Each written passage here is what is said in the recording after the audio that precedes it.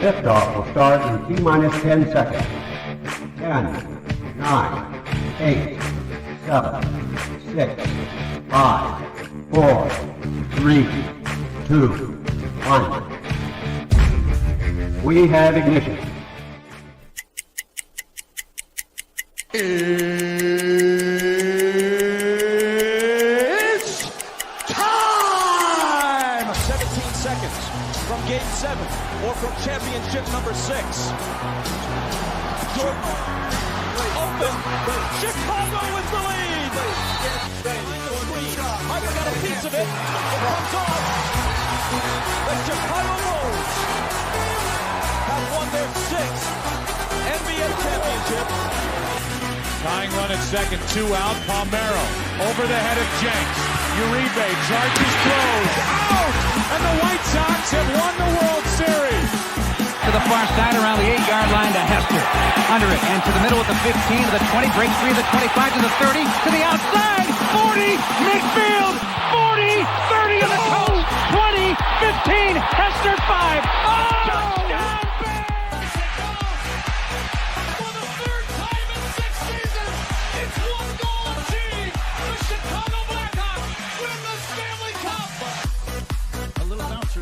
Toward Bryant. He will glove it toward Rizzo. It's in time. And the Chicago Cubs win the World Series.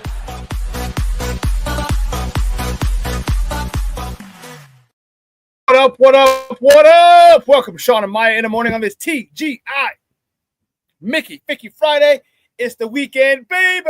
And I'm your boy, the SuperBack, Shawn Sierra. Thanks for tuning in. If you're watching us on Facebook Live, well, then I guess you found us on Facebook. And if you're not following us on Facebook, what? Come on, go to Facebook, type in Sports Zone Chicago, click the like button, and now you're following Sports Zone Chicago. Simple. But wait, there's more.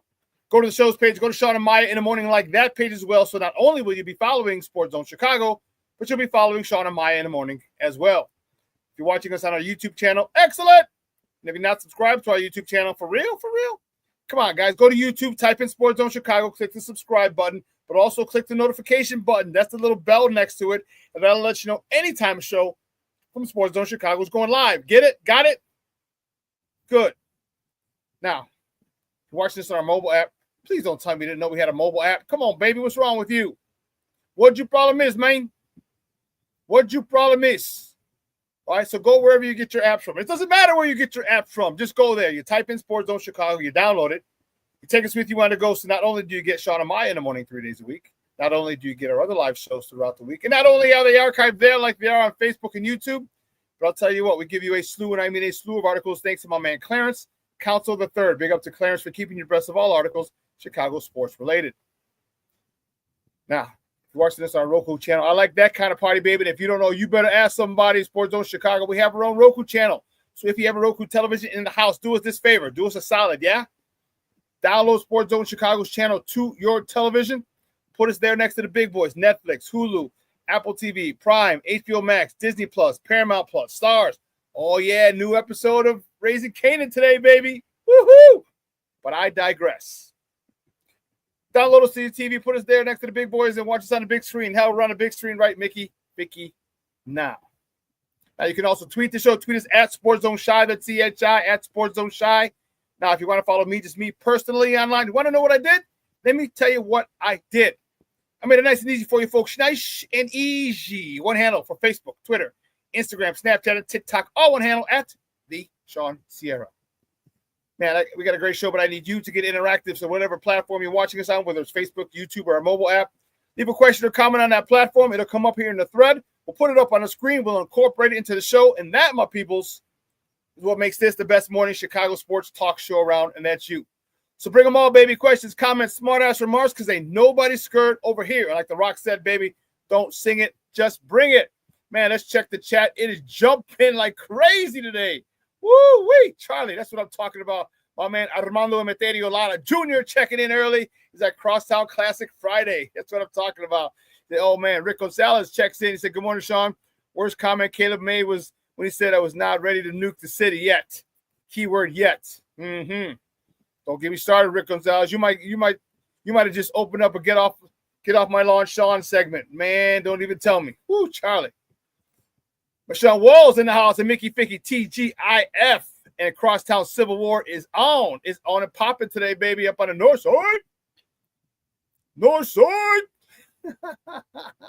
Mr. Shorty checking in, top of the morning to you too as well, sir. I appreciate you. Junior says Caleb really endearing himself with the fan base. Somehow I think there is the sarcasm in that.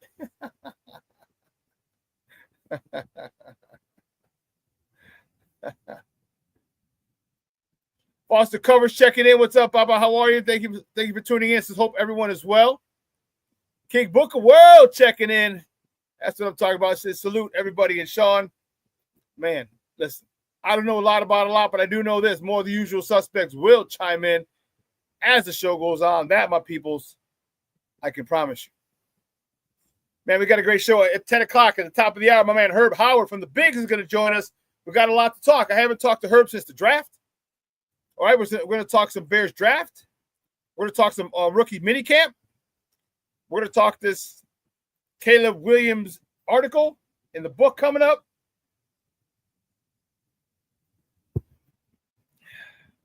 got a lot to talk with Herb. He's on at 10 o'clock. We got Civil War to talk. Crosstown Classic is in the house. Like I said, running north side. So, man, you know what's really, really, really crazy? Is that the party starts at 10.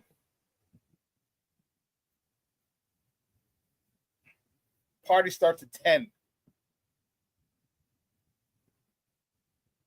The party starts at 10. That's day drinking at its finest. And the DJs, whoo, Charlie. Yes, yes, yes. Should have done a show from up there. I wasn't thinking. Should have done the show from up there today. Then I'd be around all those Cup fans. And it's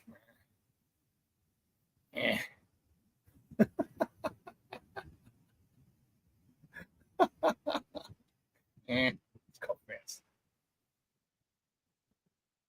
I got enough of you mugs here in my chat.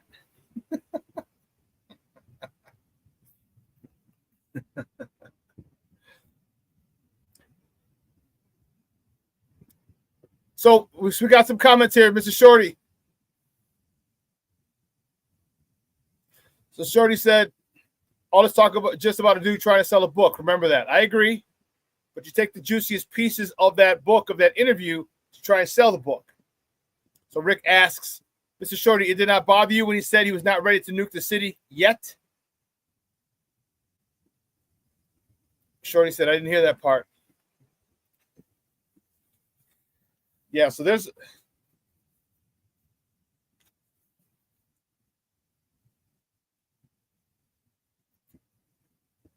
Yeah, he was... What does it say?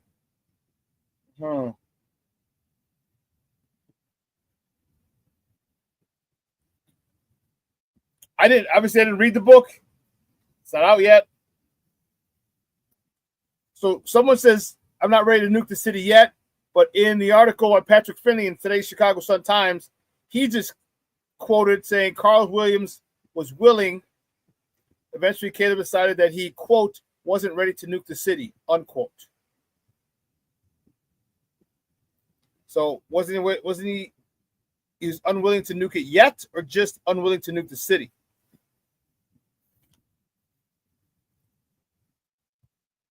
All right, because there's a lot of things going on, a lot of things being said, and I got a lot of problems with you people.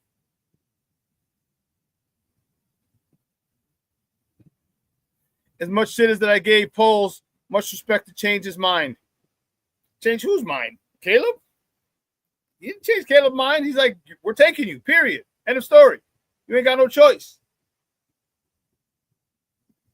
You ain't got no choice, Papa. We're taking you. And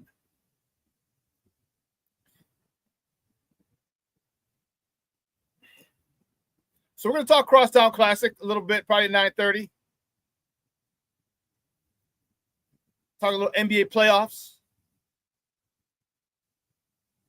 Talk Bears with my man Herb Howard. But, you know, I wanted to, first of all, I'm repping my Richard Pryor. Yeah, it's Flashback Friday, baby.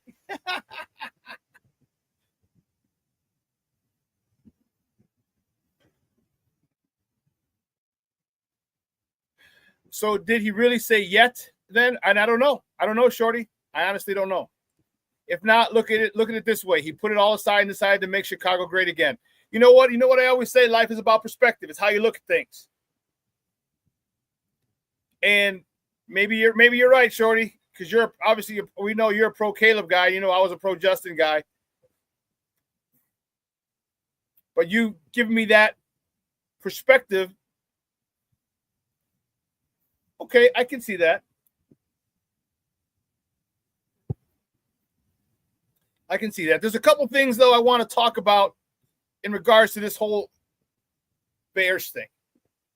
You know, this whole Bears thing we got going here? You know, the whole Bears thing?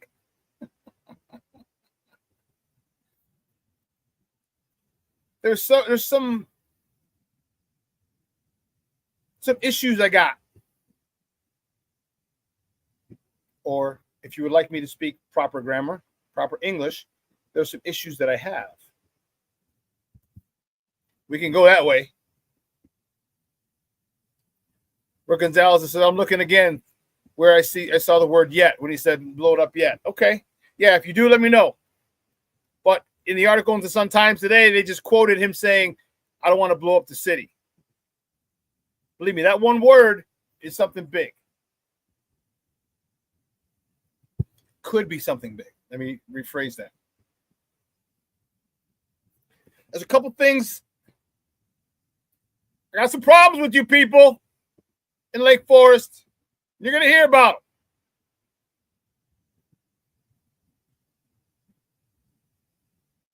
them. Okay? I have some problems, people.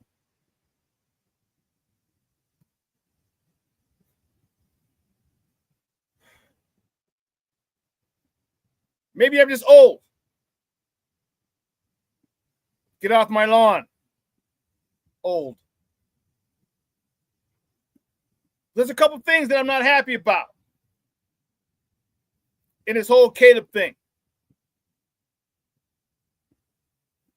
All right. One, you're only hearing one side of the story. All right. You're only hearing one side of the story. Caleb's.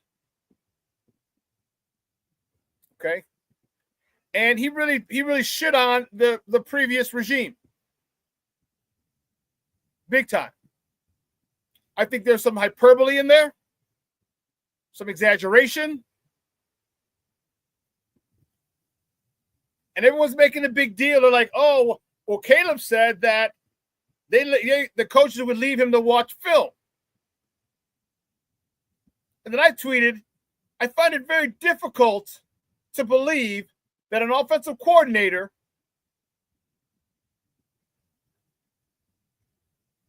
Foster, you're a fool. Foster says, I'm that crabby old guy who lives on the corner. Get off my lawn. I live on the corner too.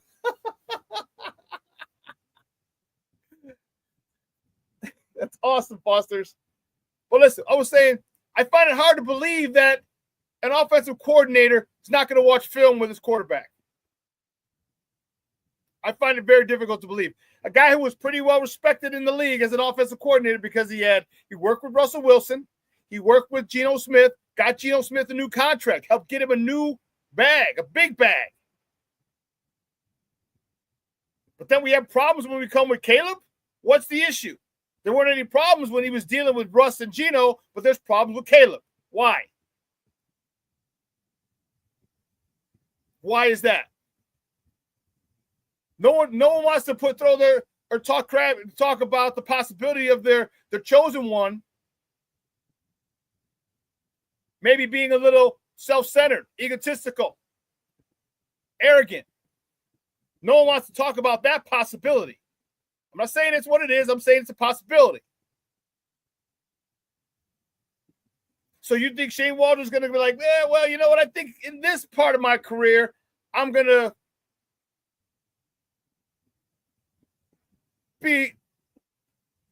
have a dereliction of duties at this stage of my career.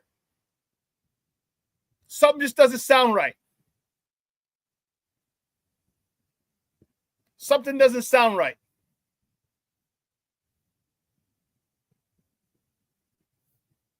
About that. Shorty says, sadly enough, can you really blame Carl and Caleb for having those reservations? We have been a bottom feeder for decades. I don't blame them at all. Can't blame them for that.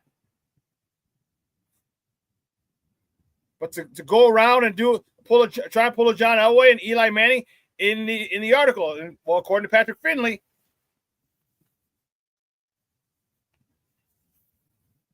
in the book that's called American Kings, a biography of the quarterback by Seth Wickersham. They did everything in their power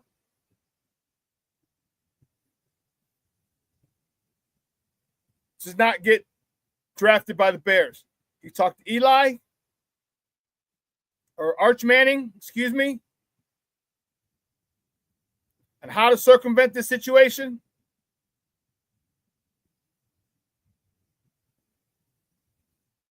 He even thought about having him sign a contract with the UFL.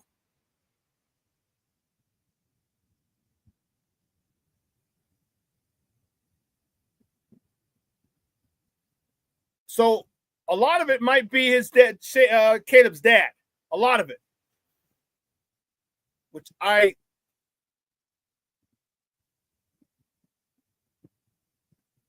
think it's a very good.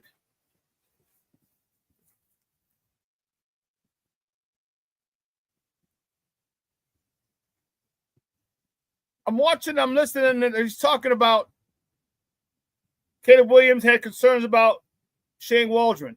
He said he didn't think he could be successful with him. And then what? He's not successful with him. Well, actually, he was pretty successful. So people can, and everyone's saying, oh, Caleb did this, Caleb did that. Like he did it all by himself. So he had no coaching last year, is what you're saying. Not 1 ounce, 1 iota of coaching. I find it hard to believe.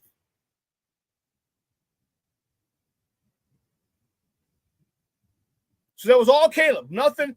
Okay, it just doesn't seem right to me. He had 3,500 yards. That's a pretty successful season. That's a nice season, especially for a rookie. And there are a lot of things about this that just don't sit well with me. When he talked about they left him and watched film. Here's my question. First of all, why are you putting that out in the public? Because you want to shit on them because you're creating a narrative. People, you don't talk about what happens. You don't talk about how the sausage is made. And when you do that and you shit on people like that and say, oh, well, he didn't watch film with me. Well, listen, first of all, I highly doubt that. Secondly, you should watch film on your own. You should know how to watch film in high school. I know your high school coach. We went to college together. You should know how to watch film from that point on. Then with Lincoln Riley at Oklahoma and at USC, he didn't teach you? He didn't watch film with you? He didn't teach you how to watch film? Interesting. He didn't teach you. And then there's another thing. If there's something you need, you know how to play quarterback. This is your first year playing quarterback. Stop with the victim bullshit. This is your first year playing quarterback. If you want to know if you need cut-ups and cut-ups of specific situations, then you ask for them. You obviously don't have a problem running your mouth talking about people, then run your mouth and say, hey, here's what I need. You don't even got to go to the coach. You go to the video guy. Hey, I need clips on 3rd and 6+. What does Brian Flores like to do? On 1st and 10 from the red zone, coming out from the 20 to 20. What does Vic Fangio like to do? Or whoever's the defensive coordinator, the Lions, Aaron Glenn, what does he like to do? You ask those guys and get you those clips. And then you read the defenses, you see what they're doing, and you're able to do that. So stop complaining and saying, oh, they didn't watch film with me. One, I find it hard to believe. And two, you should have done it on your own.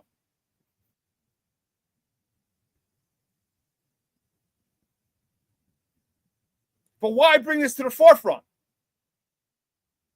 This is a grown man's league. Stop bitching like a little crybaby. Because there was never an issue with Russ or Gino with Shane Waldron. Wasn't an issue, just Caleb. Maybe Shane said, hey, you know what? You should know how to watch film. Here's what I need you to look at. Any questions? Let's go over it. And maybe he didn't watch film. Maybe he had no questions or didn't ask questions. I don't know. But I think to throw him under the bus like that, and I'm not defending Shane Waldron. I'm not saying Shane Waldron's the best person to call plays in the history of the game. I'm not. I'm saying we're only getting one side of the story. And Shane's not going to go write a book. So everyone's jumping on this side thinking, oh, it was horrible. He had no help whatsoever. Bullshit. That's part of Shane Waldron's job, is to build the quarterback as the offensive coordinator. Stop it. So you mean even your quarterback coach didn't watch film with you?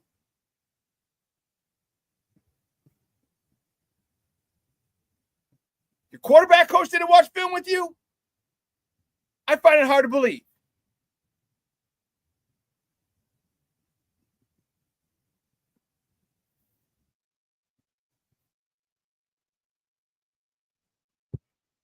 And if you don't, and you can call me a conspiracy theorist, I don't know, you can call me whatever you want. Justin Sexual, whatever nicknames you guys had. But let me ask you this. Why is it that the two people that were supported the previous quarterback had down years last year? And one of them was the guy who has the biggest contract in Bears history. And you don't go to him often?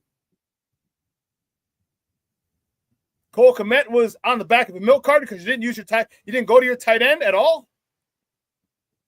So you mean to tell me Cole was not open at all season? He was covered every single time he went out.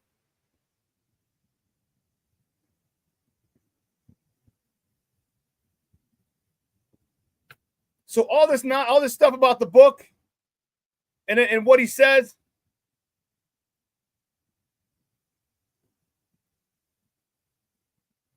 one-sided, I feel. I said Shane Waldron's not gonna write a book or go on interviews, tell about that. Again, I'm not defending him. Maybe he was crap. But again, I find it hard to believe he works good with veterans and not the rookie. Maybe the rookie came in with a bad attitude. Maybe the rookie didn't want to work with him because of whatever reasons he may have.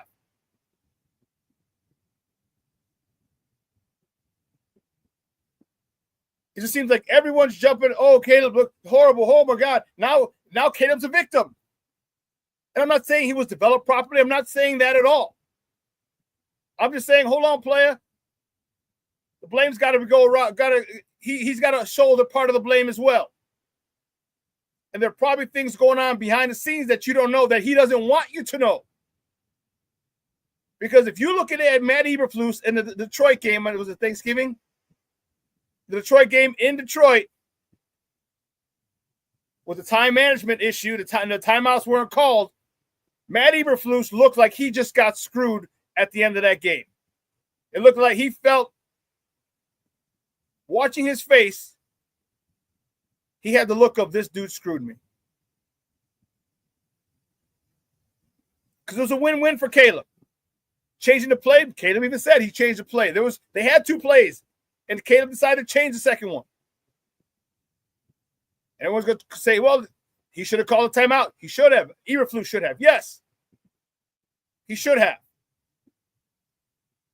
But again, this is your first year playing quarterback? You don't know to call a timeout? What are they going to do, bench you? Then you go to Rome. You don't even go to DJ, the number one receiver on this team.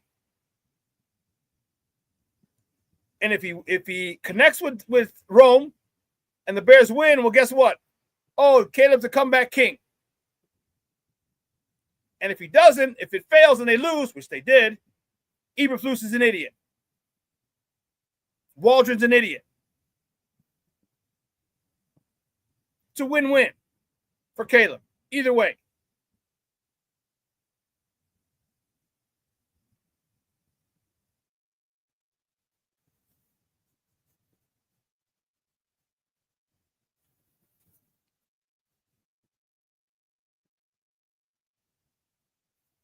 Yes, he did go to him. Thank goodness. On the last play when they needed the biggest first down against the Packers, he went to DJ. Thank goodness. Yes, he should have gone to him the whole time. Shorty says, I honestly don't have it in me to be in it. I don't have it in me to be a Bears fan anymore if the fans, media, and now external sources ruin Caleb. I have better things to do with Sunday. We're not ruining Caleb, but he's human too. He has a personality, and listen, you can't tell me he didn't come in with an entitlement.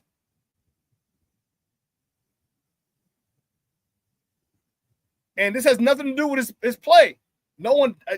Never have I ever questioned his talent. Ever.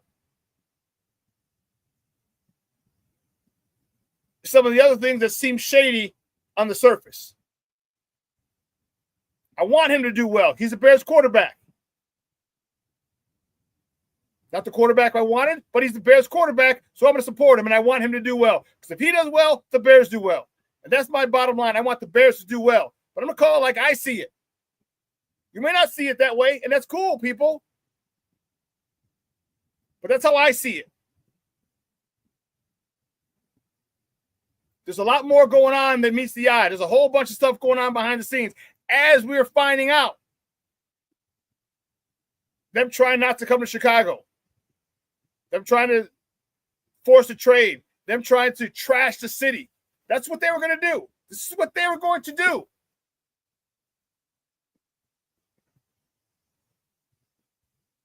Post told them we're drafting you. So this, according to Patrick Finley, Williams and his father believe the only way to steer him elsewhere would be to launch a public smear campaign to force the Bears' hand.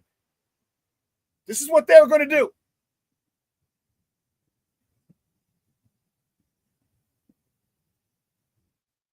So if you don't think that someone can be conniving and manipulative, you're crazy.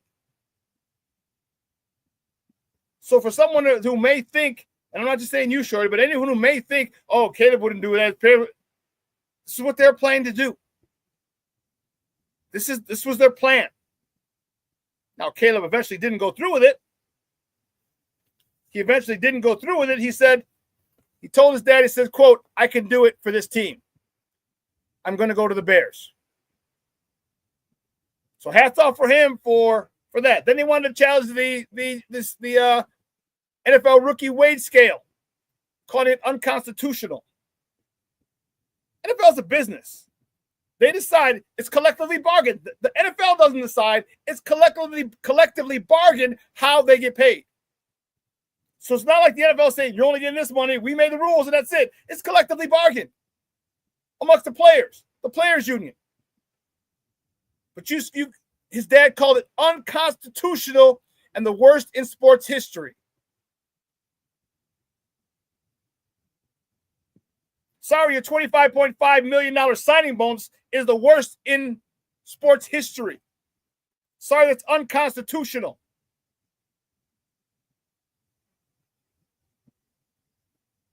But you don't think that they felt entitled by any stretch. You know, no one wants to throw that out there that he felt entitled. But you want to say your $25.5 million rookie scale, your bonus is unconstitutional.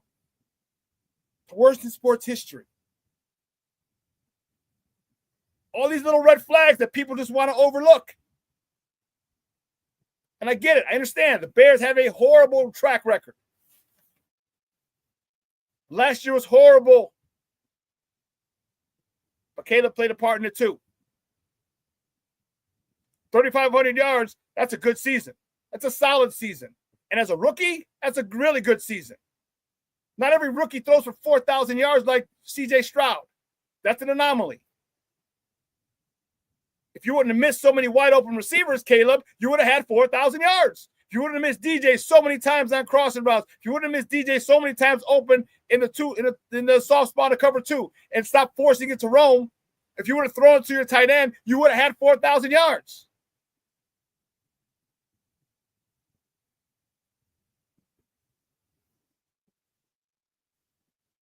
Cornelius Squalls checking in, said, what up, Sports Zone? I'm a little late, but I'm on my way to get the first look at the Grand Canyon. No way. Good morning. You're in the AZ, huh? Okay.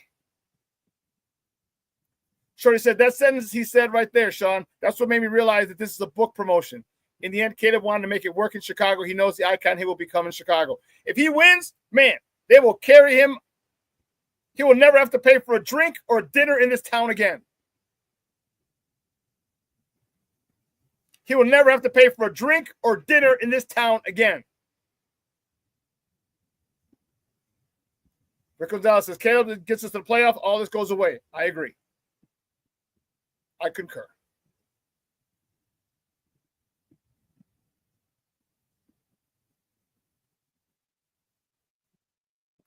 No, I know. Steve said, dude, the passing game coordinator hadn't talked to him since until he was a head coach.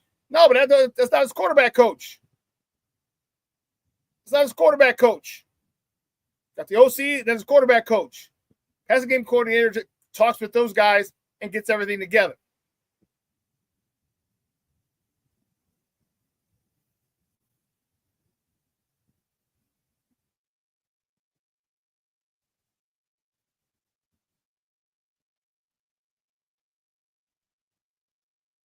Mr. Shorty says, Rick, until his contract year comes up, then the media will blast this shit in our faces all over again.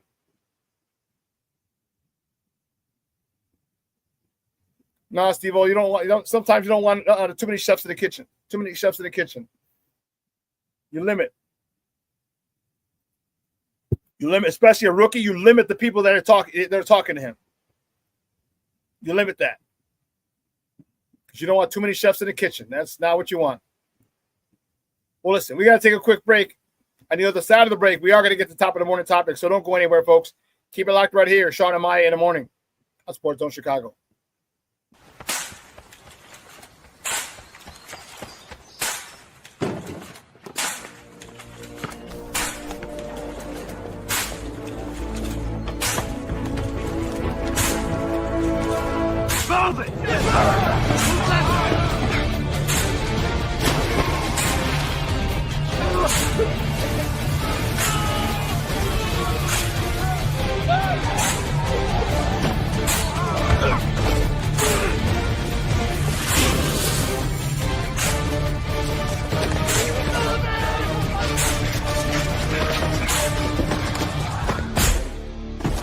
Many will hear the calling. Few will earn the title. United States Marine. The few, the proud, the Marines. Hey, it's your boy, the SuperBack, Shawn Sierra, and be sure to follow Sports Zone Chicago on all social media platforms. On Facebook, Instagram, and our Roku channel, you can find us at Sports Zone Chicago. And on Twitter, we are at Sports Zone Shy. Also, be sure to download our mobile app so you can take Sports Zone Chicago with you on the go.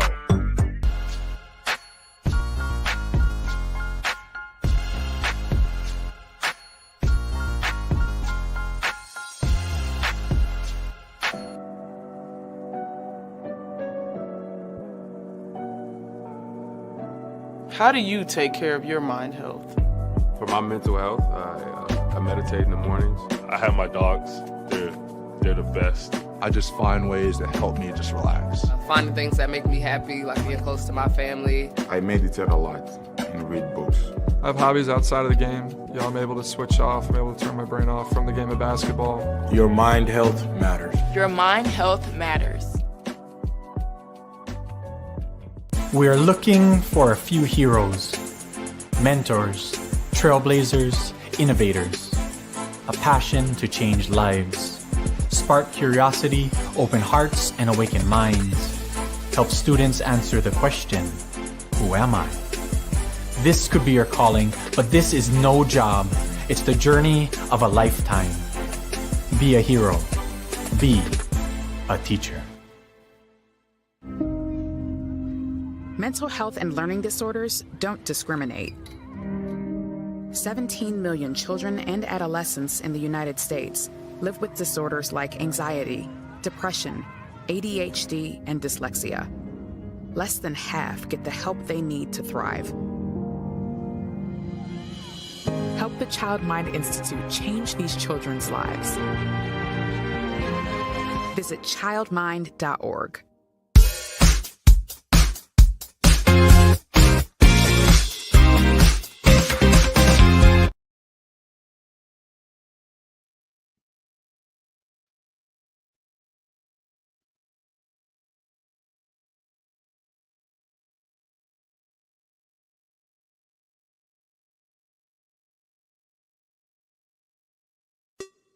Hey, it's your boy, the SuperBack, Shawn Sierra, and be sure to follow Sports Zone Chicago on all social media platforms, on Facebook, Instagram, and our Roku channel. You can find us at Sports Zone Chicago, and on Twitter, we are at Sports Zone Shy. Also, be sure to download our mobile app so you can take Sports Zone Chicago with you on the go. Time out. How are you feeling right now? Happy? Excited? Angry? Overwhelmed? One of the best things you can do for your mind health is to name what you're feeling. It can sharpen your awareness and help you talk about your feelings with someone you trust. Here are 3 questions to ask yourself. Where are your thoughts right now? In the past, the present, the future? Do you notice any sensations in your body? Is your heart beating fast? Is there a flutter in your stomach? Or are you fully relaxed? What do you need right now? Time with others? Time to yourself? Remember, there's power in this awareness. So find ways to identify what you're feeling today.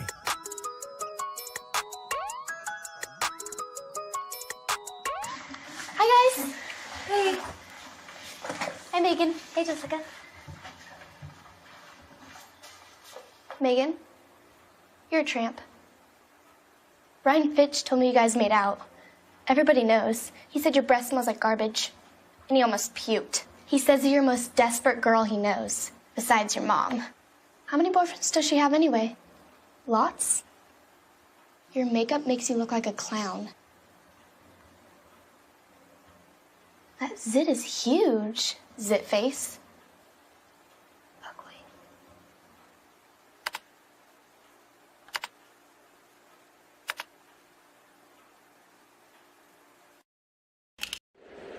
3-2. Got him upstairs. There's the game plan. So Wilson, back-to-back strikeouts to close out this 3rd inning. But the home run from De La Cruz makes it 4-0. Back up the middle. It'll be Rojas with a flip to second. The throw from Amaya. And a double play is turned. That you don't win. That one is well hit off the bat of Palacios. It will end up in the left field wall. With Palacios at 3rd and Baldwin at 1st. Excuse me, Amaya at 1st. This one's going to fall, and the Sox get on the board. Amaya goes 1st to 3rd as Palacios scores. An RBI single for Miguel Vargas. Welcome back to Shawn and Maya in the morning on Sports Zone Chicago. Those clips courtesy of Chicago Sportsnet. Those are the good guys on the South Side, unable to complete the sweep yesterday. Man, that's tough. Anyway, let's get it cracking, baby. You know how we do the first segment of every show is called Top of the Morning. It won't come just when you want it.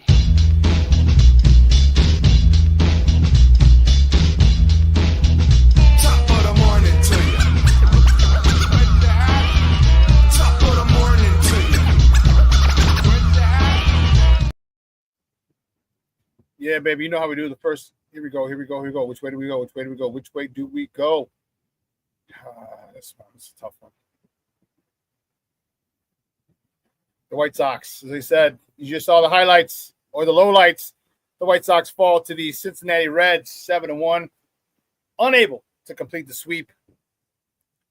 Bryce Wilson, you saw he was on a bump. He got the loss. He's 0-2 on the season. went 5 1/3, 10 hits, 7 earned runs, 1 free pass, 3 punch outs. Miguel Vargas, you saw he was 2 for 4 with an RBI, his 16th of the year. Palacios was 1 for 3 with a double, his 2nd of the season. The next top of the morning topic, Crosstown Classic, baby. Yeah, baby. Northside edition. That starts today. Starts today on the north side. The Cubs host the White Sox at Wrigley Field. First pitch is at 1:20 p.m. Central Time. You can catch that game depending on who you root for on Chicago Sportsnet or Marquee, or listen to it on their each flagship, depending who you root for. ESPN 1000 for the White Sox, 6:70 a.m. for the Cubs. The probables for today's game: Shane Smith on a bump for the White Sox. He's 1-2 with a 2.08 ERA. He's been a picture of hard luck. Man, he had really, really good outings, quality starts, just no run support. He's on a bump for the Southsiders going up against Cade Horton, the rookie, just called up. Won his first game. He's on the bump for the Northsiders. He's 1-0 with a 6.75 ERA.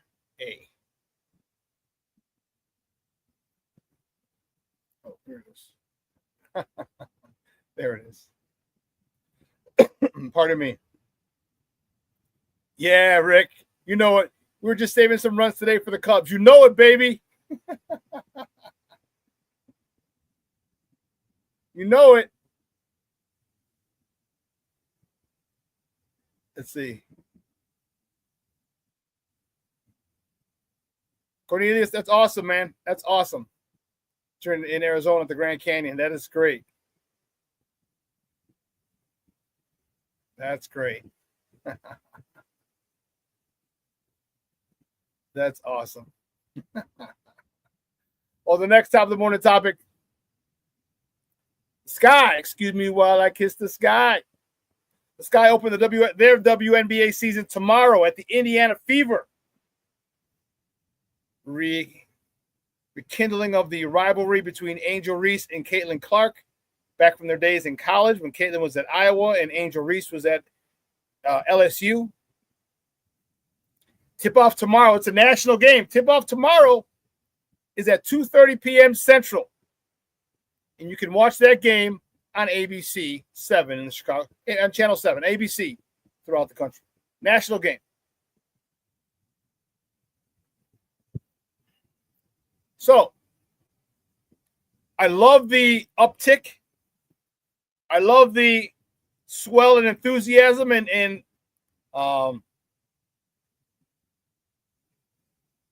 interest. There you go. That's the word I was looking for. An interest in the WNBA, and it doesn't seem to have stopped.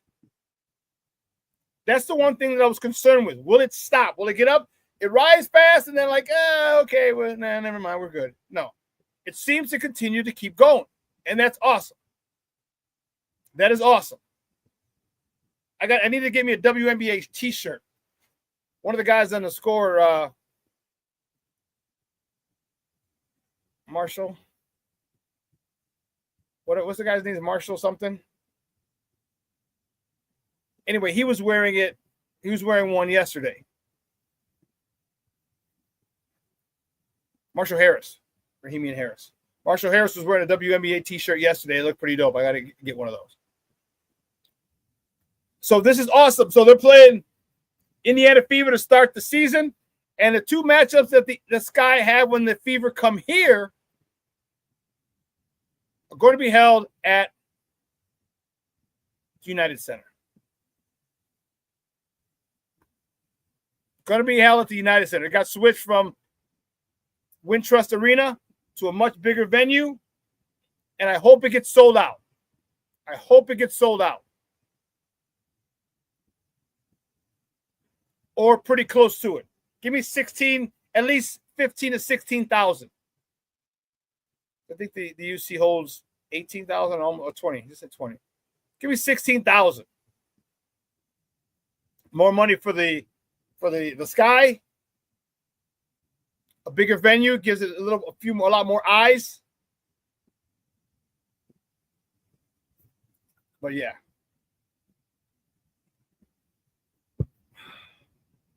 I'm excited for that. That should be good.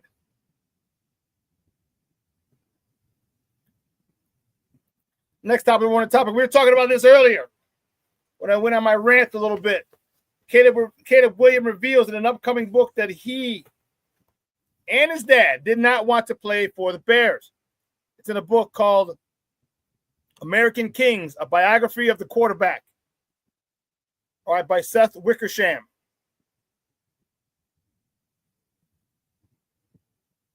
All right, he is a ESPN reporter. The book is published by ESPN, and a lot of people are talking about this, and rightfully so. They're not just rumors anymore. All right, these were the rumors. And I was like, no, he's not like that. And people wanted to downplay him, but apparently they're true.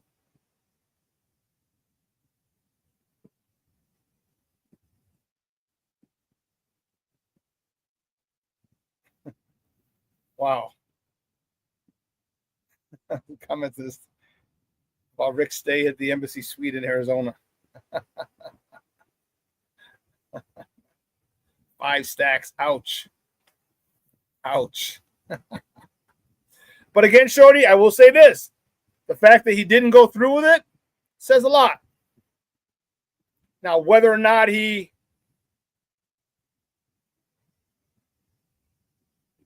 says a lot. Let's leave it at that. It says a lot.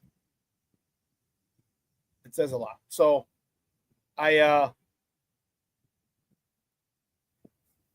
looking forward to this. And everyone and people are talking. We're going to talk to Herb Howard in a little bit. In a few minutes. There's a lot of things we have to keep in mind. A lot of things we have to keep in mind. Cornelia says, I don't blame Caleb, especially after the way Justin Fields was treated. Yeah, Justin was talking about getting shitted on. Ryan Poles didn't do anything like this for Justin.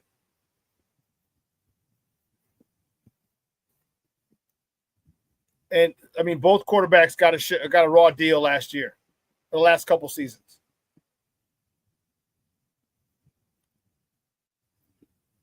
But remember, I was telling you guys, I said, listen, this is Ben Johnson's first head coaching gig.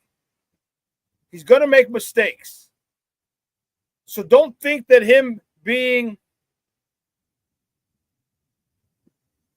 or having issues managing the clock is not above him or not beyond him. That's why he hired a good staff. That's why he hired Dennis Allen. Excuse me. That's why he hired Dennis Allen, a former head coach twice. So to not look like Eberflus. Okay? Dennis, and again, it's always easier when you're not making the decision. We know this. It's always easier to know when to make the right call. When to make a timeout, we know when we're not in that situation. When we're not in the spotlight, it's so easy for us to make the right call. And it's going to be so easy for Dennis Allen to say, hey, you need a timeout here. Take a timeout here. But there's a lot of things, as I mentioned before, there's a lot of things that go into being a head coach that he's responsible for. He's not just responsible for the offense. He's responsible for everything on that team. Offense, defense, special teams, coaches, players, trainers. A lot of the minutia. What are they going to have for lunch? Where do they stay? All this other stuff.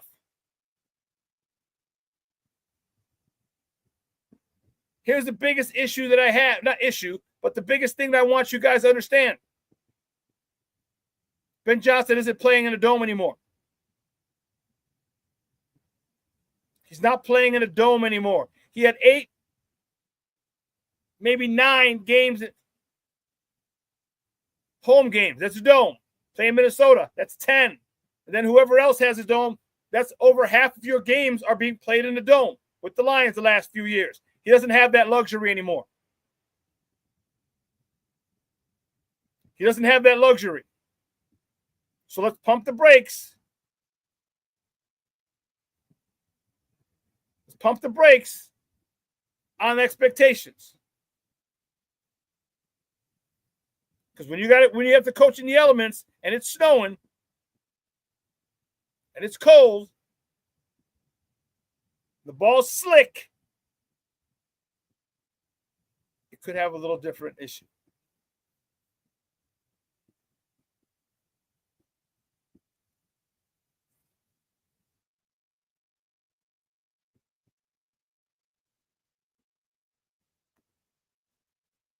I would think Getty was watching films with Justin Fields. If true that nobody was watching film with Caleb, has to go on polls as well.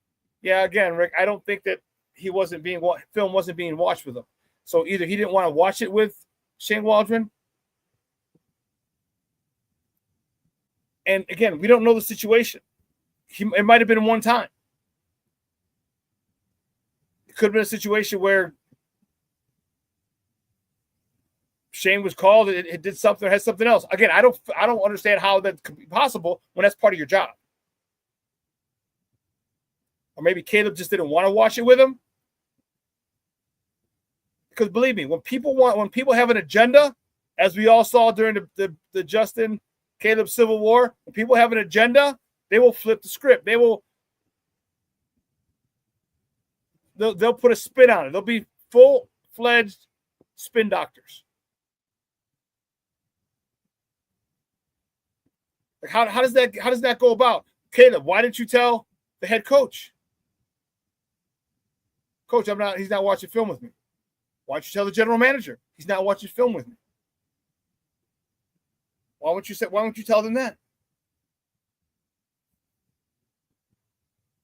I set up a time, and like Justin Fields set up a time when Matt Nagy and he didn't show up, or Getsy and he didn't show up.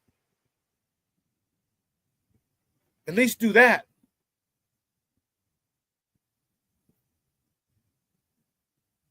But interesting to see how it's going to happen. All right, this offense is built around you, Caleb. They've upgraded the offensive line, they upgraded the running back room, upgraded the tight end position, added pieces on defense for you. Now there's no excuse. And again, I don't expect him to throw for 10,000 yards this year, no. But I want to see some symmetry. I want to see some connection. I want to see some chemistry with this team. I want to see you going to the open receiver.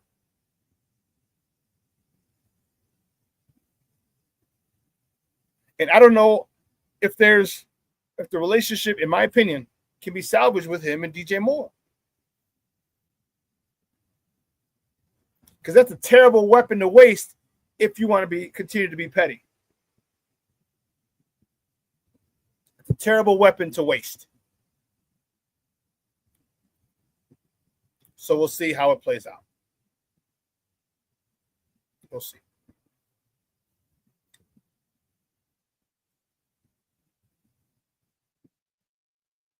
I am excited, though. We're looking at it. Last night, I was hanging with some buddies. We're at a little private club, had some cigars and some whiskey. Watching the NBA playoffs. Just man shit. Just straight up guy stuff. Excuse me. And we were already set talking about our trip to Vegas. One of my guys already booked the flight, the ticket. He's booked the hotel or reserved the hotel, bought the ticket. One of my other guys, he said he got one of his people can get it done. Then my guy Eddie, one of our friends, she's a travel agent, so she's gonna start getting on that for us to get us the best deal. So we're looking forward to Vegas at the end of September. It's gonna be good traveling around with the Bears. It's gonna be good watching the Bears because I think this year's going to be fun. Aside from all this bullshit that's going on here, I think this year's going to be fun. And I think this year's going to be a big exhale for Bears fans. And then you're going to have the Caleb Cole say, see, and they're going to bring Justin's name up like they always do. Justin couldn't have done this, Justin this, Justin that. You don't have to shit on one guy to elevate another. You don't. But a lot of people feel the need to do that. But I'm anxious to see how well this team clicks. I'm anxious to see how well he picks up this offense. I'm anxious to see how fast, how soon he gets comfortable in this offense. I'm anxious to see this defense. There's a lot I'm anxious to see, a lot I'm looking forward to.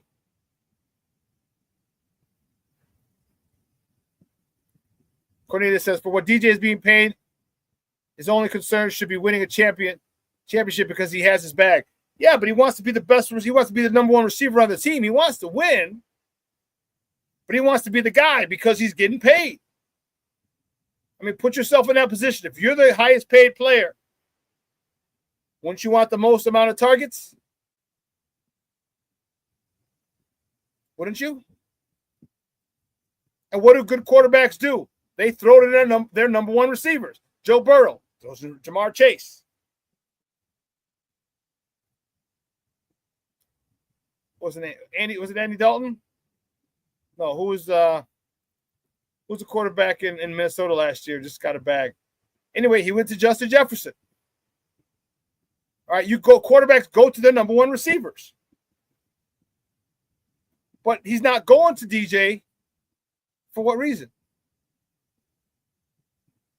And DJ wants that ball. Sam Darnold. Thank you, Mondo. Sam Darnold. Sam Darnold went to Justin Jefferson. He's like, I ain't no damn fool. I ain't no fool. So you use your number one receivers. So anxious to see. It's going to be fun. It's going to be exciting.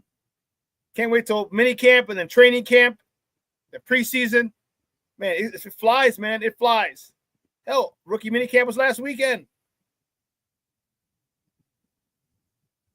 It was last weekend. Boom. That's done. Now OTAs are coming up. Boom. Then mini camp's coming up. Boom. Then they're off for about a month. Boom. After that month's going to fly by like a son of a gun. And that's the month I tell you guys, make sure you do a whole bunch of shit with your lady. Your girlfriend, your baby mama, your wife, do a whole bunch of stuff in that month at the end of training, at the end of mini camp, before training camp. Because once we hit training camp, week after week after week, it's going to be consumed with the Bears. Give them their time. So you want peace in the house? Give them their time. If you're smart, plan a vacation.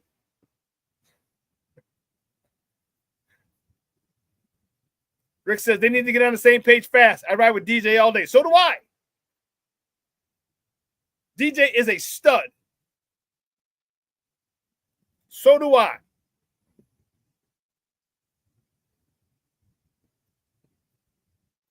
If Ben believes spreading the wealth is the best way to win, he should be good with it.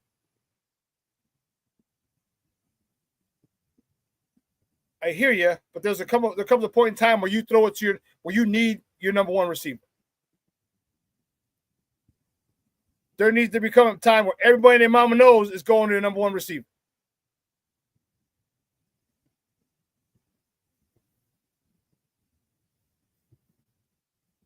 And don't miss. You can't miss.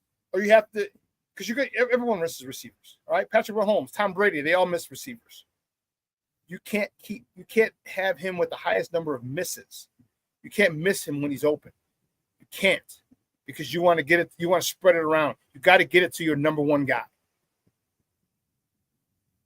And I agree with you, Cornelius. Spreading the ball around is great because if Rome takes a step forward, now you're really screwed. Now you really can't double DJ, which could help him even more.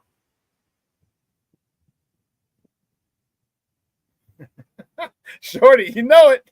He's like, correct, Shawn. I let my wife plan a 3-week road trip, pulling our camper to Yellowstone and back in July. And boom, training camp begins.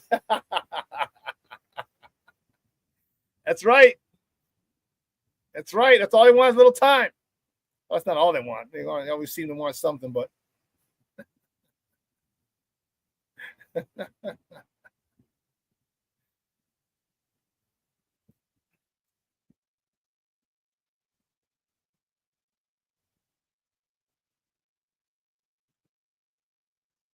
Yeah, Herb's running a little late. But that's fine.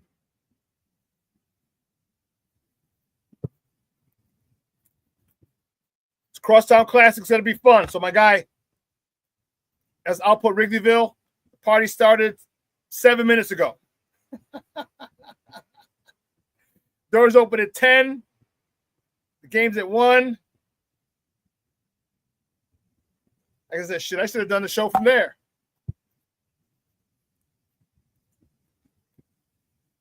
Maybe next year I will. Next year I will.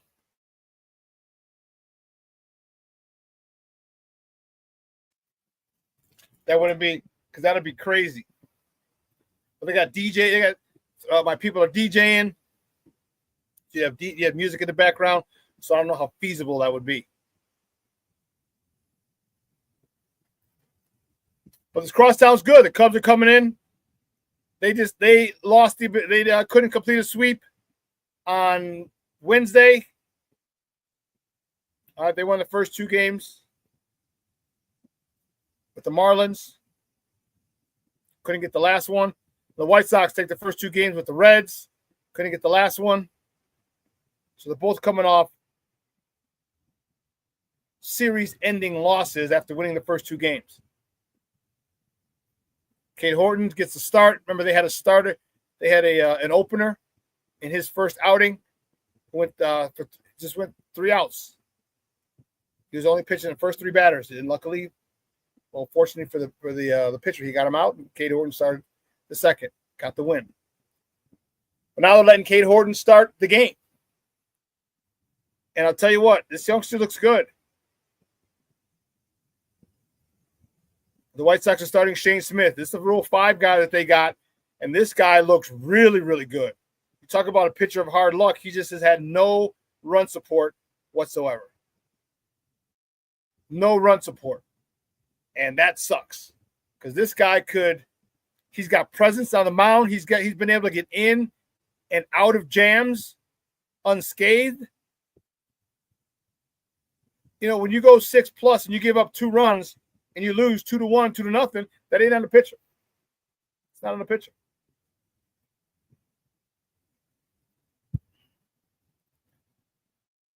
Rick's like, I'm just happy we won a damn series. That's not happened much in the last few years. We won back-to-back series. Let's keep it a buck. It's back-to-back series. We won. Hey, we're 4-2 since the Southside Pope Sox fan was elected. We're 4-2. I love it, baby. I love it. Yes. He's a Southsider, baby. He knows it. It's game 1 of the 05 World Series. Come on now.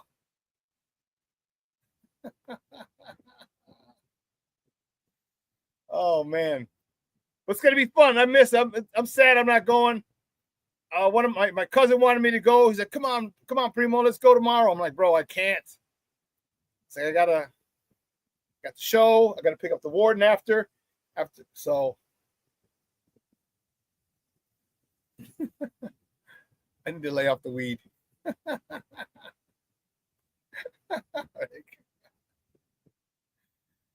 Man, but it's a good situation. It's going to be a fun atmosphere. The weather's going to be beautiful. What's the weather? I think it's mid-60s. Oh, shit. High of 84. Come on, man. What a way. That's a way to play baseball. 84 degrees, sunny. Come on, man. Mondo, stop them. The only reason I'd rather go to Wrigley is I don't have to give old man Reinsdorf any freaking money. That's the only reason I'd rather go to Wrigley. Only reason. Because it ain't for the food. Although I'd probably stop at Output across the street and get wings for the game.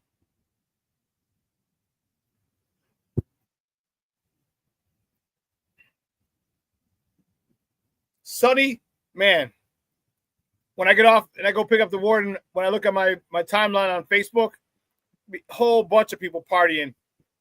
Except the party started at 10. That's a good stuff.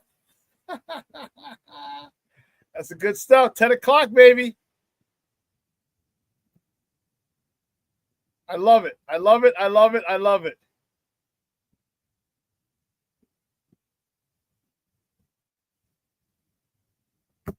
I've been there. I've done it. I love it. So if you get a chance, if you've never been to a crosstown game, man, get there. They're fun. A lot of shit talking. All right. If you go to the north side, all right, just say no thank you when they want to pass out the KY jelly. No thanks. I'm good. South side, you got the parking lots to tailgate. North side, you got the bars to pregame. And just the massive amount of shit talking is awesome. If you've never been to a crosstown. You see mixed families. Wives are Cub fans, husbands are Sox fans. Husbands are Cub fans, wives are Sox fans. It's crazy. So if you get a chance to get out there this weekend. It's going to be fun. And you know Wrigleyville's fun, man. You know it's a great time. Too bad I couldn't make it today. But that's all right. But listen, we're going to take a quick break. On the other side of the break, my man's in them. I feel like Ahmad Rashad. Everyone's my man. My man. No, everyone's my main man. Ahmad, everyone knows his main man. For me, everyone's my man's in them. Herb, Ken Davis. It's my man's in them. That's NEM for those of you trying to spell it. Man's in them. NEM.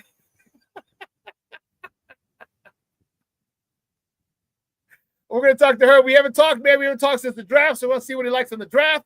A rookie mini camp. This whole Caleb thing coming out. Ben Johnson. Whole bunch coming up. Keep it locked right here. My man's in them. Herb Howard coming up next right here on Shawn and Maya in the morning on Sports Zone Chicago.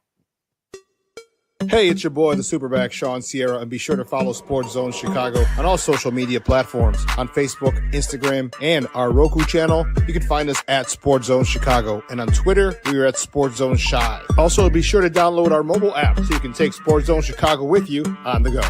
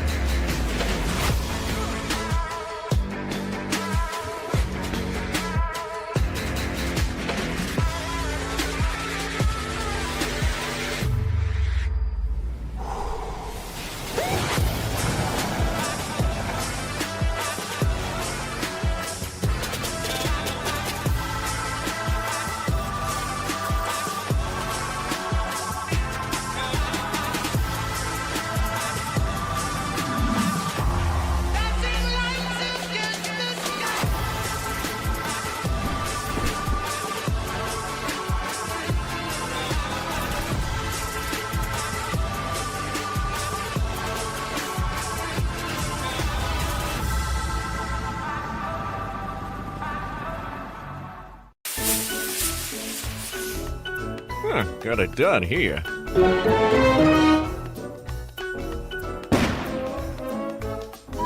Ouch! And we're gonna make sure you lit this time. Ouch!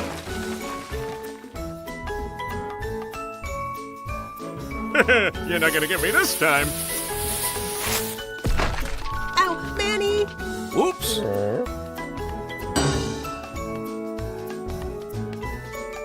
Let's try an easy one.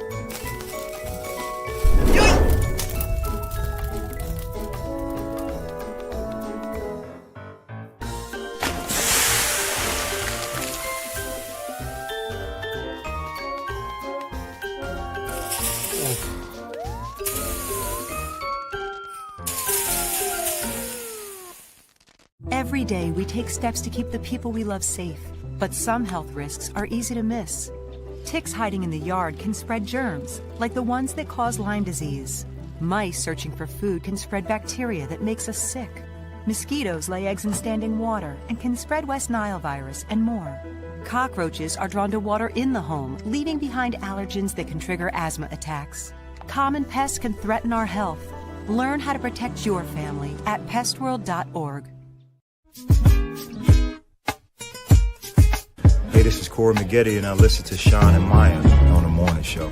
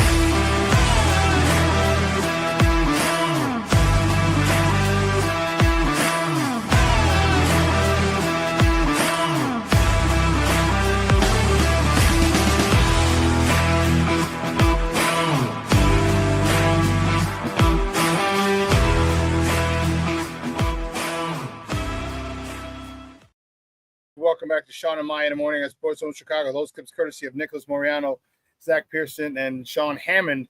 Those are from Bears Rookie Mini Camp. Woo-wee. Loved it. Loved it, loved it, loved it. Well, my next guy was there at Bears Rookie Mini Camp. We're going to talk to him. Like I said, we got a lot to talk about. I haven't spoken to him since the draft.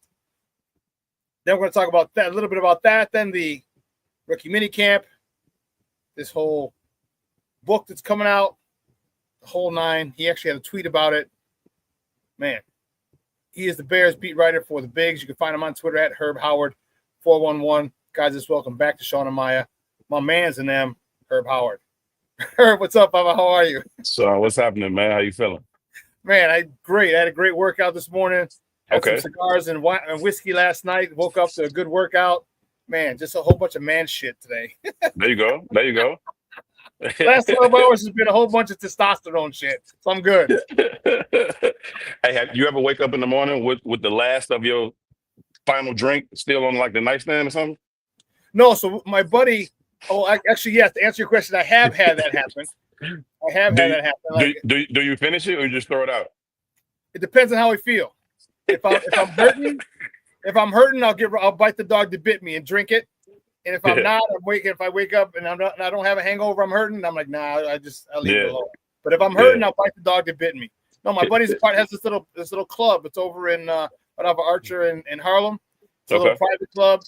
And man, it's open 24 hours. If you ever want to go to 3 a.m, just go in. You got the key card, and they got a back room, a cigar smoking room. So like 6 of us back there, bro. Just had some whiskey. Just talking a whole bunch of ish.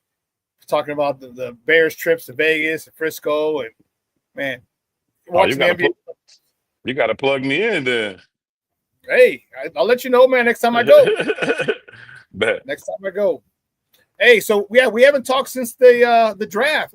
So give me your thoughts on the draft with the Colson Loveland, with the Burden pick, with the Ozzie pick. Give me your thoughts on the Bears overall draft. How happy were you with it, especially with the number 1 pick and then overall? Yeah, I think 2 things come to mind for me about the draft. And one is discipline. I thought they stayed very disciplined just to the board, how it fell to them. They kind of let the board dictate what they were going to do. The other thing that comes to mind is tough luck. I mean, I know that they wanted to get a running back early, and that's not anything against Kyle Monunga. I think they are really happy with him in terms of the value and where they got him at, plus the style of runner that he is. But I do know that they wanted to invest in that position a lot earlier in the draft, maybe even before pick number 10. It just did not work out for them. In the first round, it didn't work out. In the second round, it didn't work out. Everybody knows these things by now, but I think you look at some of those things and, it's just tough luck that it just didn't work out for them in terms of getting the running back early. I was also looking for them to get an edge. So that was another thing that I kind of thought was maybe missing, but I do think I do applaud them for staying true to the board, for being disciplined, for not overreaching for guys, for not being willing to overpay to move up or get guys and anything like that. I thought they stayed true to the board. They were very disciplined. I thought they walked away with a pretty good draft class. I think Colton Loveland is going to come in here and add an interesting dynamic to what they do. I think they took him over Tyler Warren, who was also available to tight end from Penn State. They took Colston because they feel like he's a better route runner. He's got a little bit more juice to him, a little bit more wiggle to him. They don't think that they can cover him. They don't think that defenses can cover Colston with a linebacker. And they think maybe if you get an athletic enough linebacker, you can do that with Tyler Warren. But they think you got to put a DB on Colston. And if you do that, now you're a little light in the box. And now we should be able to run this thing down your throat, especially if we go too tight. Or if we go too tight and you try to go big to match that, now we got mismatches in the passing game. So I think he's going to come in and add a dimension that Coach Johnson's going to really, really appreciate. Obviously, he's still got to get all the way back from his shoulder and then get acclimated to the system and all of that. But I think by the time he's up and running, he should be a really, really useful tool for them to have in the offense. Luther Burden's same way. I think he's very, very dynamic. Monster, dude. Yeah, man. Yeah, you put on the tape and it jumps off immediately. Like his ability to get in and out of his breaks, and then what he is once the ball is in his hands. It's like they got DJ Moore, who's already dynamic with the ball in his hands, and now you got another guy who can do some of those same things. But he's also got just that shiftiness about him. I think he can be a punt returner for you. I know they went and got Devin Duvernay, but maybe he's the kick returner, and Luther Burden gets an opportunity to be a punt returner. But either way, I think they got a couple of really good pieces in those first two picks for the Bears. Even if maybe they wanted to go something else initially, they still were able to kind of pivot quickly and get really good football players that should be able to help this team. Then they hop into the trenches. Everybody knew they needed to hop into the trenches on both sides of the ball. Go with the offensive lineman first, Ozzie Capillo. How massive is that dude? That's what everyone said, that dude is a monster. Nah, he's a big dude. Is that dude, bro? He's a big dude. He's a really big dude. He's gonna stand out when you see him out on the field for training camp and all that. He's going to stand out just because his sheer size. He's also got good tape, man. Very consistent, really, really good technique. I'm not as far into this conversation as some people are about just how good he is. I'm like, it's funny how quick narratives kind of shift. People were acting like the Bears went and got Will Campbell, right? They like first they were talking about you get Will Campbell, you plug and play. And now, even though they really got probably the last draftable tackle in that, first, second tier of guys, he was the last one to go. After that, it was going to be a huge fall off. And so, this idea that they got this guy who's certainly going to be better than Braxton Jones, he can go, day one and play left tackle, or maybe you put him on the right side and you make Darnell move because you got to have Ozzie Capillo on the right side. It's like, let's just slow down a little bit. Let's get on some pads or something, right? I'm excited too. I know, this is the season for optimism, just being in the springtime and all that, but let's just pipe down a little bit. We didn't get Will Campbell. We got Ozzie Capillo, the last of, the first, second round guys. And so if you got Will Campbell, if you got Kelvin Banks, then cool. You didn't do that, right? We got a guy who most people never heard of until they called his name on the podium. So let's just pipe down just a little bit. But I do like the kid. I think he's big. Got the right mentality. He talks about just wanting to get on the field as quickly as possible, and he's going to do whatever that takes. So I like his mentality. I like his size, and I like his technique. So I do think he can turn into a good football player. But I don't know that he's automatically better than the guy who's been your starting left tackle for 3 years, right? So let me just pump the brakes on that a little bit. But I do like the pick. Shamar Turner's the guy who just plays with that violence, man, that mean streak. I know you love, Shawn. I know you like that type of football, that brand of football that's just physical, in your face. I think the first question, punch you in the nuts. That was the first question I asked him in his immediate press conference, right after they drafted him when we do the the Zoom press, the Zoom availability with him, and he was just still charged up. His energy was so great. I think I started the interview or the press conference, whatever, with you don't like when people stand over you with their crotch in your face, huh? You don't really like that. He like, hell no, I don't like that. Like, so I thought the kid from Ole Miss was definitely wrong, for standing over him like that, and I probably would have punched him too. So, I don't mind that kind of mean streak. You certainly got to learn how to play with it, where that line is, game situations when you can and cannot afford to maybe risk a 15-yard or whatever. But I like the demeanor that he plays, and I think he's going to add to what has become a really impressive group of defensive tackles. If you look at it, bringing in Grady Jarrett, adding this kid to it, you want Gervon to take that next step. I thought Gervon started off the season really, really well last year, kind of tapered off, especially once Big Billings wasn't next to him. But you get Big Billings back, you got Grady Jarrett, and now you got Shamar Turner along with Gervon Dexter, and all of a sudden it gets really, really tight for trying to make that team as another D tackle. You're talking about, are you going to keep 5? You're going to keep 6? Zach Pickens, you got Brent, like you got all these other guys. Like, well, we got to see. It's going to be a lot of competition in camp, but your second round pick is certainly going to make the team. Javon's going to be there, as is Grady and Big Bill. So it's tough after that. But I think he adds to that rotation. You look at what the Eagles do, and they got 8, 9 guys just coming in waves. So it's like Kentucky back in the old days, 5 in, 5 out. For real. You can't have too many of them. So, just keep them in there, stay fresh, be able to control the trenches, and that should help your edges because you still got some question marks opposite Montez. Obviously, Montez was banged up last year. I still believe in him. I think if he's healthy, he should have a really, really nice bounce back season. But opposite that, you hoping that Odangbo is ready to take that next step and turn some of those hurries and pressures into sacks. You're hoping that Austin Booker took what was essentially, in my opinion, a redshirt year, and I like that for him. I think his trajectory is good. A lot of people said, he came out a year early. If he would have came out this year, he may have been a second or even a first round pick. Instead, the Bears spent a 4th round pick. Essentially, they spent the 4th round pick in 25 to get him in 24, and then he has a redshirt year with the Bears. If you're going to have him develop, would you rather have him develop one more year at Kansas or one more year at the pro level already with the Bears? And I think he should, benefit from having gone that route. But it's nothing proven yet. So you still got some questions over there, but I like adding Shamar. And then, you start to get into just some guys with really good traits, long arms and 4.3 speed and like that kind of stuff at corner. That translates, even though they have a lot of depth at corner. And then, you get into some more depth, maybe on the offensive line. You go get the kid out of Michigan State, and then you go get Holy Cross. Started at Holy Cross, my alma mater. Yeah, he did. Yeah, for sure. And so, I think they did some really, really cool things. They start drafting the traits you look at, Hippolyte, and you say, well, he's a little undersized, but he's really, really fast. And, where did he play? Fast. Yeah, and that's all you've heard Dennis Allen talk about. I asked him, why weren't they interested in bringing Jack Sanborn back? And he's like, man, we got to get faster at this position. We got to get faster. And certainly Hippolyte checks that box. So I like the class. Yeah, man. Moving. I like him on the blitz. Shut out a cannon, right? So, and that spot is open. I mean, you talk about Noah Sewell, you talk about Ogbon, but that spot is open for whoever goes and takes it. So, he's got an opportunity there. He should have a lot of opportunities on special teams. I can see Coach Hightower putting him, in one of those key positions, the L3 or something like that, where he's always in the middle shooting straight down there.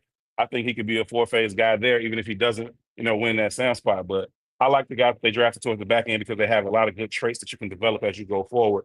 And I really like the guys on the front end because I think they can help you right now. Yeah, I like Colston Loveland. After they picked him, I went and started looking at more of his tape. I'm like, oh, he's super smooth. Man, that dude's super smooth when he runs his routes. And obviously the Laporta name keeps coming up, and the way he runs routes, I think it's going to be a huge help for Caleb. Just hope he goes to the tight end unlike he did last year. And then I like the Ozzie Trapillo pick because he's played both sides, and he talked about him practicing left-handed, getting out of a left-handed stance after practice in college. Okay, and then watching some of his tape, he's a knee bender. Yeah, like he doesn't bend at the waist, which is dope. Especially to be 6'8". Yeah, when you're 6'8", if you bend at the waist, you're off balance, and people can push pull, and they just get by you. And he bends at the knees, and I'm like, oh man. So I really like that, and give him a shot. And then and we don't know how much atrophy is going on with Braxton Jones and his legs. No, you don't know. Your ankle, you can't lift, you can't squat, you can't walk. That was already a problem for him. That was already a problem for him. He needed the anchor has always been his issue. So, the less time that he can do squats and lift and build up those legs and build up, just his backside in general. I've always joked about, just how light in the ass he is.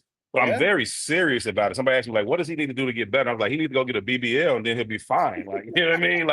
It's like you look at him, his pants hang off him. It's just like he just needs to be able to sit down and anchor.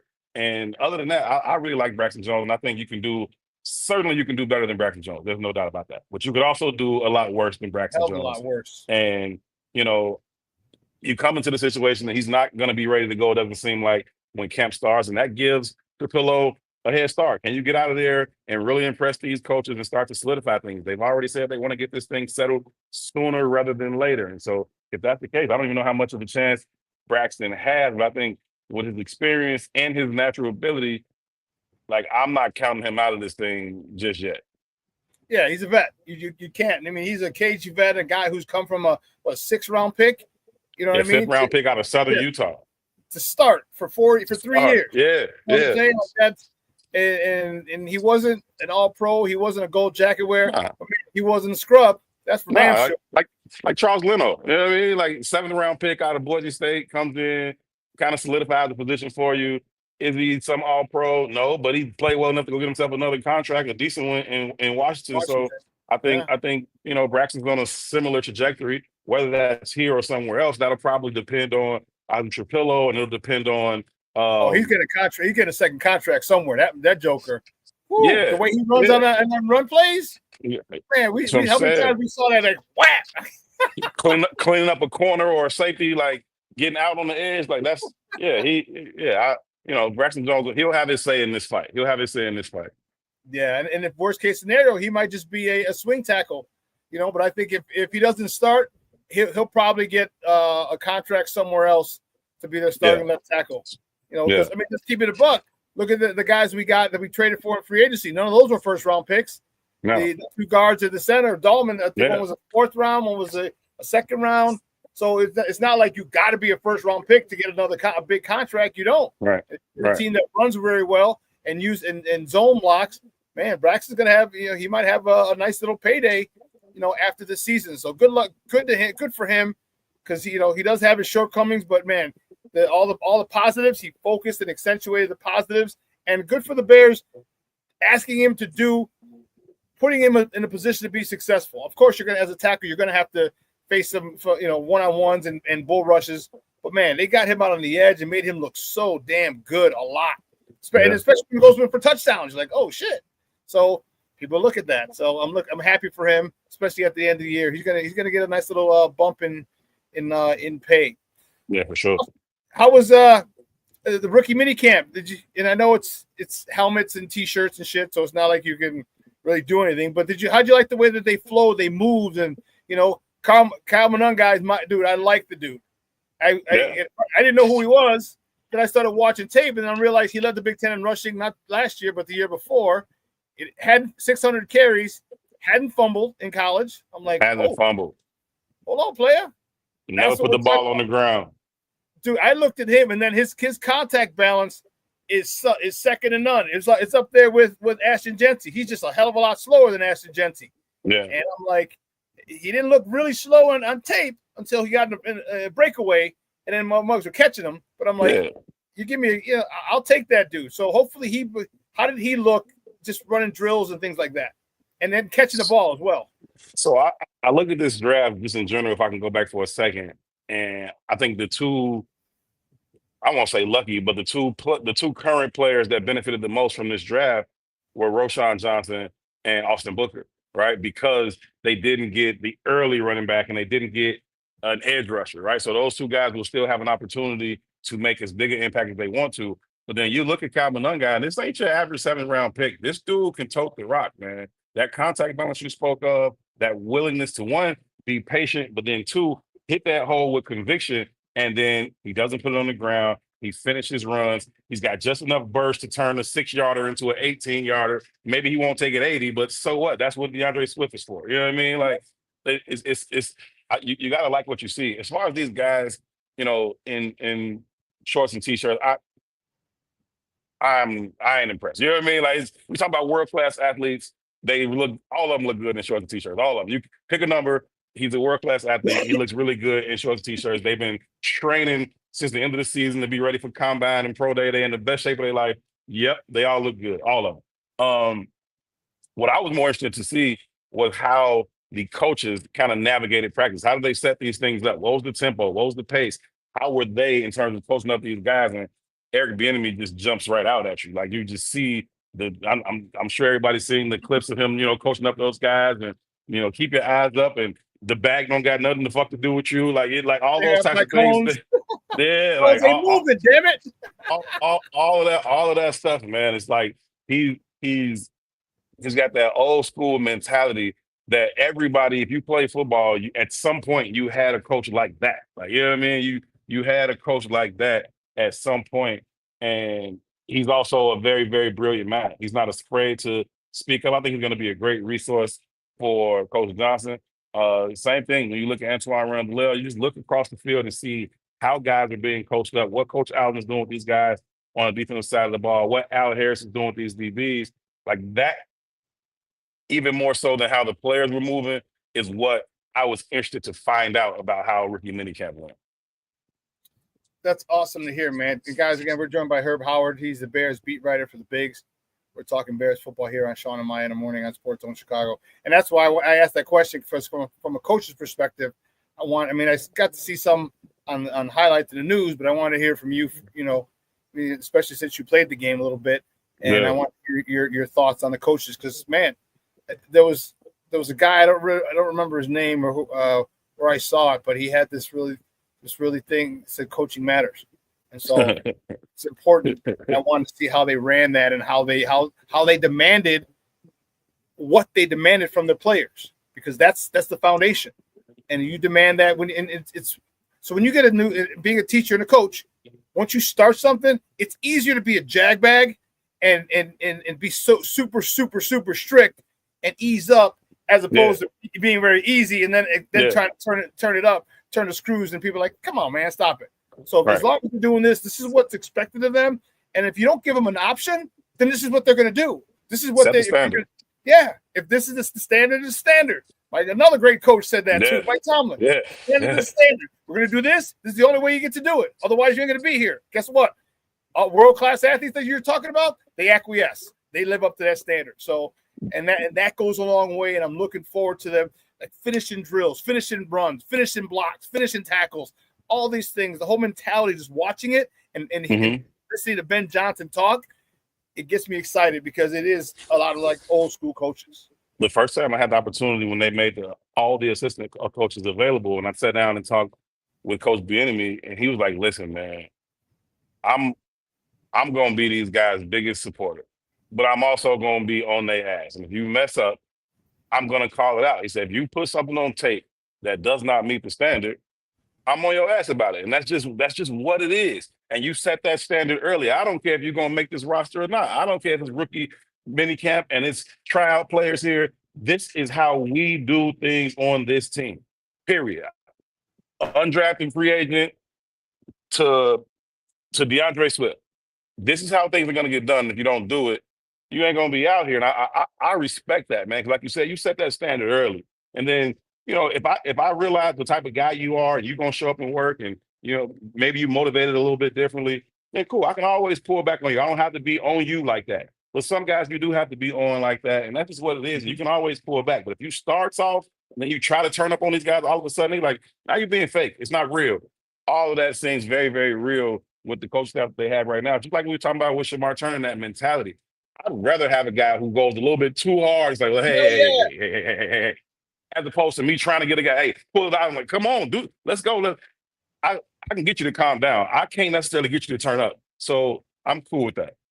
Yeah, you and me both, man. And I think one of the biggest acquisitions was the Grady Jarrett acquisition. Because now, look at, you got Shamar Turner being mentored and Gervon Dexter being mentored by a dude who reminded me of John Randall, whose motor just don't stop. Yeah, man. Just don't stop. Man, and he's already got them guys working out in Florida with him. That's what I'm talking about. And I remember he was in a press conference. He's like, I got a lot of experience. Whoever wants to listen, come on, get it. To do that, man. I love it. And he's a lot like stronger, like cutting. I thought he was. I thought he was a little, certainly not like fat out of shape, but I thought he was just like a little bit more chubby than that. That dude, he's just straight ripped. Like he's just a straight strong dude. He's not like a D tackle that got all this like beef on. He's just strong as hell. I'm looking at him like, dang. And his press conference, introductory press conference, and then Shamar Turner's were my favorite two of the entire offseason. I think those guys are going to click so early, and he's going to learn so much. in these couple years with Grady Jarrett, I think he's going to develop Shamar Turner, that being him. Like, I think he's going to develop so much just from learning from him. And I think the opportunity for Javon to do the same thing is there. And Billings is the same way. Billings ain't a loud, rah-rah guy, but he is absolutely a leader. He knows how to work. He knows how to, keep himself together, how to prepare. You feel his presence on the field. You hear him. He's the one that does the shift call. I don't know if Coach Allen's going to want to do that or not, but he's the one that does the move call right as the cadence is going on, gets those offensive linemen jumping and stuff like that. So those two dudes in front of those two young dudes is going to pay huge, huge dividends. Now you got waves of guys coming through. And it's going to affect the other guys like Austin Booker and Odebengo. Yeah. Pardon me. I know I butchered his name. Because Odengbo. So the thing I've always said was whenever you move up a level from high school to college to pro, your first year of coaching is the most important, right? Because it sets your foundation for that. And it sucks when you have bad coaching. It doesn't matter the position, quarterback, running back, O-line, D-line, secondary, doesn't matter. But this guy in Shamar Turner, he's going to have a good coach, but he's also got a good mentor. All right, coaching's great, but when you got a guy who's doing what you're doing and has done it a lot at a high level for a lot longer, like that, and you just in awe of him because imagine if Shamar Turner turned into a Grady Jarrett 2.0. Jesus Christ, now we got an all-pro for the next 10 years. Got a problem on your head. Yeah. That type of mentorship and that type of example is huge for him. It's huge for Gervon Dexter. Because remember, you and I have been in the locker room, and Gervon's just a nice guy. Yeah. He's a nice guy. He won't punch you in the face. Like you know what I mean? He ain't that type of dude. And sometimes you want him to be that, get to that edge, but he's just, just physically gifted. And I'm like, man, just be a bit of an asshole a little bit. You know what I mean? Like, and turn it up a little bit. I find that with a lot of those like really big guys, they're more gentle than you would expect because I think they spend so much of their life trying not to be intimidating. And I mean they're regular. I don't even mean on the football field, like just in the classroom, at the park. Like you already this big ass dude, so everybody's already scared of you. Like, hey, I'm not gonna hurt you. Like, no, it's okay, hurt him. Like, you know what I mean? Right? Like, it's cool. I think that was one of the first questions I asked Braxton Jones 3-4 years ago. Like at his introductory press conference. He came in, he's such a big dude, but he was such a nice dude. And I literally asked him, I said, hey man, you ever had a fight? And it came out like before I even thought about it. If I had thought about it, I probably wouldn't have asked him that in the middle of the press conference. But it was just, that's what was on my mind as he was talking with this big smile and he's just nice. And I'm like, hey, you ever had a fight before, man?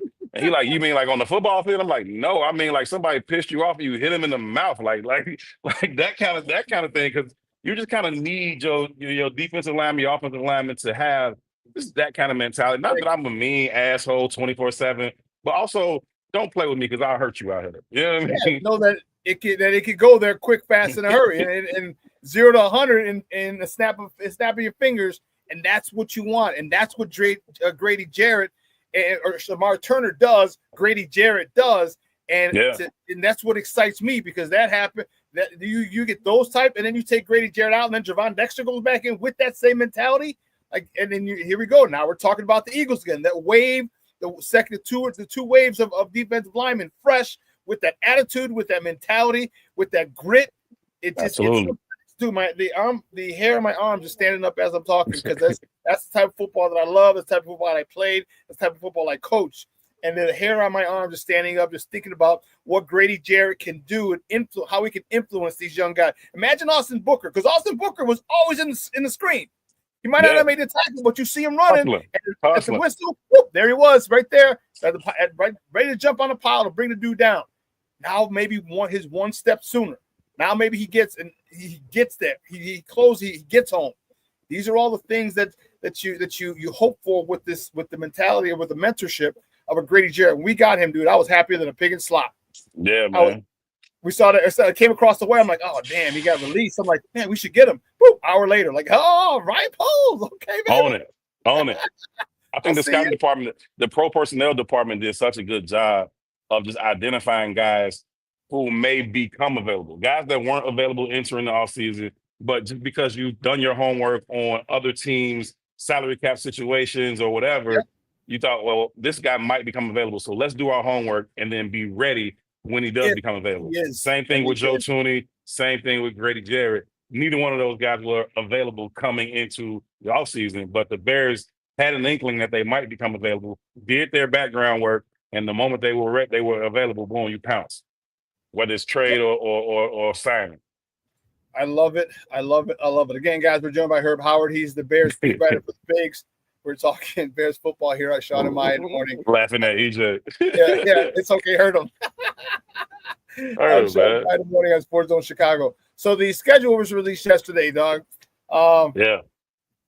Or not yesterday, Wednesday. Yeah. I'm with you. Give me your thoughts on it. We start off in Mini. All right, man. I told you I was at that place last night. One of my guys already got the hotel booked and bought his plane ticket to Vegas. Where we reached out to one of my other people. She's a travel agent, so we're gonna get a group deal on the tickets to the airline tickets and the hotel. I'm fired up for Vegas, man. I'm fired up. How do you like the start, the first 4 games of this season for the Bears? Yeah, let me put it up so you don't have to. It's an opportunity. No, I'm with you. They go Minnesota, Detroit, Dallas, New Orleans. Vegas. I mean Vegas. I'm sorry. Yeah. No, I like that. It gives them an opportunity to get out to a start, right? I think Monday Night Football at home, division rival. You get JJ McCarthy, who I think is going to be a good player, but you get him in his first start ever, right? You get a defensive coordinator that likes to show you a lot of different looks, a lot of exotic pressures, different things like that. You should be able to trick a guy making his first start. I don't care how good he's going to be. He's going to be making his first start on the road, hostile environment, primetime game, whole country's watching, and he's like back home too. Like there's going to be a lot on him that night at Soldier Field, and I think the Bears should be able to confuse him a couple of times, get their hands on a couple of his passes, get a couple of interceptions off of him, and kind of use that to walk away with a win in Week 1. And then you go up to Detroit. It's a return for Ben Johnson. You know, I don't know what that game's going to be. It could be tough. I don't think I didn't pick them to win that game, but they could. They play the Lions well all the time, and then you got to factor in, how big of a loss is Coach Johnson and Antoine Randall for that offense. So all those things factor in. But I think and Aaron Glenn from the defense. And Aaron Glenn from the defense. So they lost a lot, man. You got to see how they go about replacing that. But you go up to their place Week 2, maybe you don't win. But then this is going to be the theme for the season, looking at the Bears' schedule. They are going to always have to come home and get right. They're going to always, throughout this season, you look at that schedule right there, they're going to have to come home and get right every single time there's an opportunity for them to. If they beat Minnesota and they go to Detroit and lose, you got to come home and you got to take advantage of that home game with Dallas. Dallas is a good team. I'm not mad at Dallas at all. They add George Pickens to the CeeDee Lamb. Now they got 2 good receivers, all that cool. You got Flus coming back, bringing his defense. He knows some of these offensive guys. I get all that. But you at home against not a great team, you got to show up and you got to win that game. You got to bounce back from maybe loss and win that game. And then you get an opportunity to go out to Vegas. Yeah, you froze on me for a second. Oh, my bad. I don't know what happened to me, but they're going to go on the road. The Bears fans are going to travel well. You already talking about, how many Bears fans are already grabbing their tickets and getting out there. Like, it's going to be a situation where if they get out there and they start playing well early, Bears fans will take over that stadium. You'll start to hear that "Let's Go Bears" all throughout the stadium, and they will take over that stadium from the Raiders fans for sure. Go out there and take advantage of that. I mean, Geno Smith had a nice, bounce back resurrection, if you will, to his career. But he's not one of the elite quarterbacks you're going to face. You still got to go play Joe Burrow, and you got Jalen Hurts and Lamar Jackson and all these guys on the schedule. When you play some of these guys who are not elites, you got to take advantage of them, man. That roster's not ready to be better. They aren't better than the Bears right now. So go out there and take advantage. Now you're sitting yourself at 3-1, heading into your bye, trying to figure out, okay, who are we? What do we do well? Who's a little banged up? Who needs some extra treatment? Whatever it may be. And then you get another opportunity coming out of there to see if you can go out to Washington and exercise that demon from last year, which is going to be tough, to be honest with you. I ain't going to lie, but they tried to exercise that demon from last year, man. I don't know if they will or not. I like what the Commanders have done. They bring in Laramie Tunsil. I think he's still one of the better tackles in the league. They add Debo to that offense, which is another chess piece they can move around and try to scheme up guys to create some mismatches. I never want to see Tyreek one-on-one with scary Terry McLaurin. Like that's just not ideal for Tyreek. I like Tyreek a lot as a player. I like what he brings, but he's not ideally suited for those quick switch guys. He's better suited for the bigger guys he can get physical with and all that. Right. Scary Terry, him one-on-one. I remember sitting in the box last year in Washington, and they lined up at him. He had a one-on-one, and as soon as they lined up, I said, "Oh no, this ain't good." I was like, "You got Tyreek." I forgot who was sitting next to me, Nick or Fishbane or somebody, and I was like, "Man, they got Terry one-on-one with Reek. This ain't good." Sure enough, deep ball down on the sideline. Like that ain't ideal. But anyway, they get an opportunity to go out there and exercise those demons from last year. Yeah, I'm looking forward to it. They have a lot of great chances to do that. You talk about the Giants coming in. What quarterbacks and be there? How good are they playing? The Steelers don't have a quarterback yet. You know what I mean? Then you got those two tough games that are right before them, the Ravens and the Bengals. That's tough. Yeah. You got two top-notch quarterbacks. Then you got the Eagles, defending champs. And then you talk about coming home. Then you come home after Eagles in Green Bay, and you got the Browns. You should be able to handle those dudes at home. You know what I mean? And then that's going to always be the case all year long. Look at all those home games in white.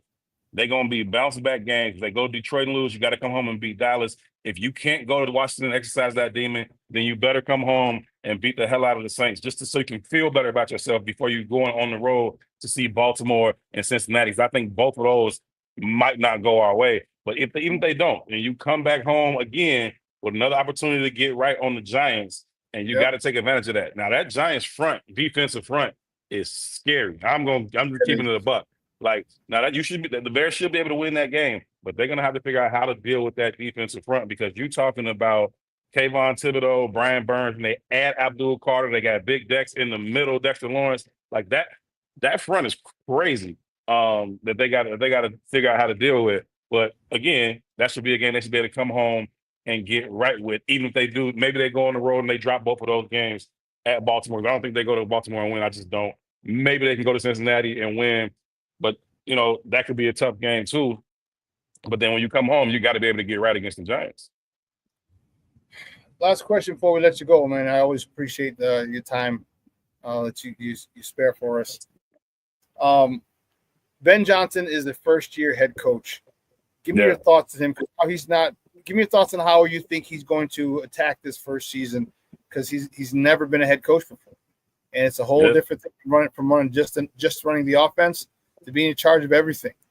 And he's going to have his mistakes. He's going to make mistakes, which he helped insulate himself by hiring a good staff, especially Dennis Allen.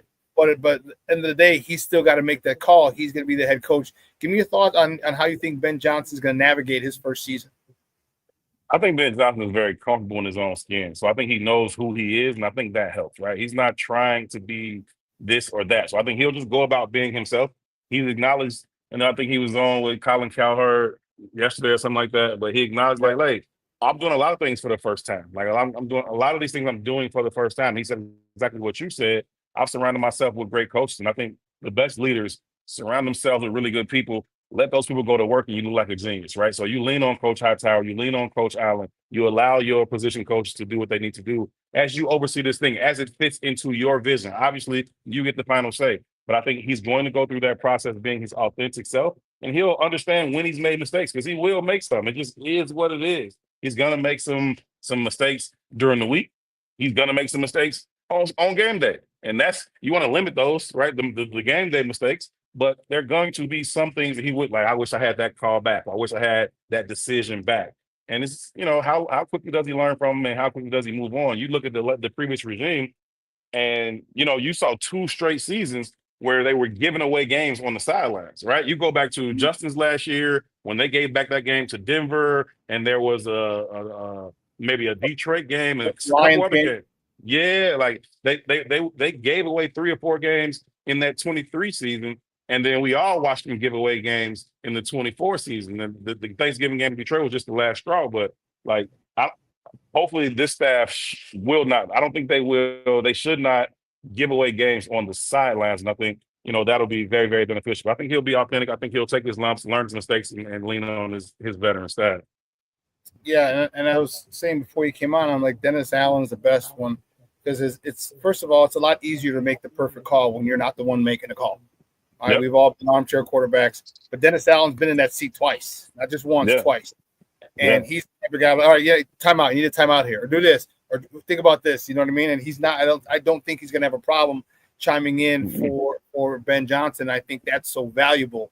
So he doesn't look stupid. So he doesn't, so he looks like a genius. And everyone's like, oh man, that was seamless from offensive coordinator to head coach, and not necessarily you got good people. So I think that's a good thing. And I agree with you. He's going to make some mistakes, but Dennis Allen is going to be the key, man. It's going to be big time. Just being in that position, having when to call timeout, when to do this, when to do certain things in a game. He's had that as a head coach, and I think that's going to be so freaking valuable, and it's going to help Ben Johnson a lot. So I'm looking, man. I can't wait till OTAs are coming up, and at mini camp, and then training camp. So we'll see. Hopefully, I can get some credentials for a training camp because they were just like, hey, be there every day. I'm like, okay, I'll be there every day. I'll pull my show back. I'm just saying. So if not, then I'll definitely be at we should be back. I'll be at the home games and then San Francisco again and Vegas. Maybe drive out to Cincy too. I haven't been to Cincy as well. So But hey, Herb, awesome stuff as always, man. I appreciate your time. But do me a favor before you go, let everybody know where they can find you and your work online. Appreciate you, brother. Thanks for having me, man. You can follow me on Twitter at HerbHoward411. You can catch a lot of my work, the videos at the Bigs YouTube page. It's the Bigs on YouTube, and thebigs.us is where you can find all of our written work on the website, thebigs.us. And I appreciate you so much, Shawn. Always good chopping up with you, brother. Likewise, man. We'll be in touch soon, bro. Indeed. All right, man. Thank you. Yep. Guys, that's Herb Howard from the Bigs, the Bears beat writer for the Bigs, talking football with us. Fired up. Love talking with Herb, man. He does ask the best questions, and I love his perspective on it. And it's a lot of questions. It's questions that many of us would like to ask, many fans would like to ask, and it's good to hear a lot of the questions because some of the other questions in there are just ridiculous. I'm not going to go into any names because I don't need to get my credentials pulled. So, well, I don't want any other beat writers reaching out to me on Twitter saying you're a clown because of this, and I'm like, you're a clown because you never played the sport, and yet you criticize people on something you never even done. But I digress. I don't need any more direct messages from those people. I've had a couple. Just feel like slapping people. Like, shut up. Let me talk about you and you know what I mean. Never mind. Stop it. Anyway, guys, 2 hours is come and gone.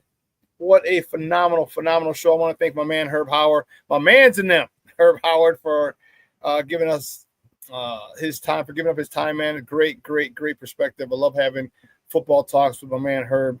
Great stuff. Do me a favor, hit the like button. Smash the like button, baby. All right. I'd appreciate it. And I hope you guys have a fun. Damn, it's 83 degrees already. Whoo, Charlie. Man, if you're out there, if you're going to the Crosstown today, have a great time. Enjoy it. Be safe. All right. And don't do anything stupid. All right. It's really easy to have alcohol infused stupidity. All right. We've all had it. I've been guilty of that a lot. Okay, but just be smart. All right, and do yourself a favor. Let your loved ones know you love them because tomorrow is promised to no one. All right, make some time. You have lunch. All right, I'm going to have lunch today with a friend. Brunch on Sunday with another friend I haven't seen in a while. Make plans with your people, man. Make plans. I'm telling you, it's just good to catch up with people you care about and love. So do yourself a favor, get out there, enjoy it. The rooftops are open, the patios are open. All right, restaurants, get out there, enjoy it. Create more memories because, man, some of us, I know I have a lot of veteran people who watch the show. Many of us have a lot more years behind us than we do in front of us. All right, so make sure we continue to make the years in front of us, the remaining, however many we have left, full of memories and full of good times. All right, so listen, I'm going to replay this at 6 tonight. At 12:15, we have Second City Sports with Lakina McGee and Sydney Brown. They're going to give you another 2 hours of Chicago sports talk, so you're going to want to tune into that here on Sports Zone Chicago. All right, but have a phenomenal weekend. I know it's going to be 85 today, 85, 86, and then dropping like 67, like to 70, like 15-degree drop in high temperature tomorrow. But still a beautiful day. If you get to go to the crosstown, man, it's going to be a gorgeous day today, tomorrow, and or Sunday. So enjoy it. Enjoy your life and enjoy your weekend. Enjoy it with your family, friends, and loved ones. So for everyone here at Sports Zone Chicago, guys, I'm your boy, the Superback, Shawn Sierra. You have a phenomenal weekend.